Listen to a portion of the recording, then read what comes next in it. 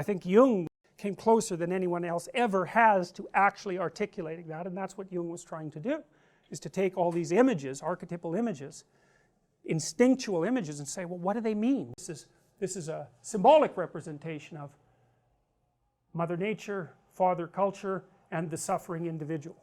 That's a partial representation, and those things are sacred in some sense because they are representative of an ultimate reality. The sacrificial individual here, the suffering individual, well, that's pretty straightforward. It's like, that's life, that's suffering, that's life, that's what happens to the individual. And so, and everyone is looking at that.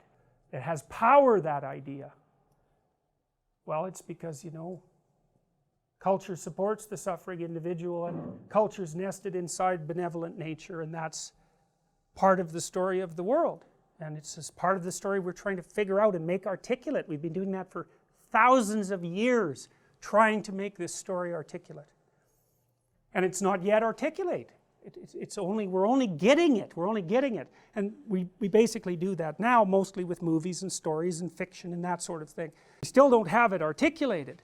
I think Jung came closer than anyone else. Jung and Eric Neumann, who was one of his students, came closer than anyone else ever has to actually articulating that, and that's what Jung was trying to do, is to take all these images, archetypal images, instinctual images, and say, well, what do they mean? What do they mean?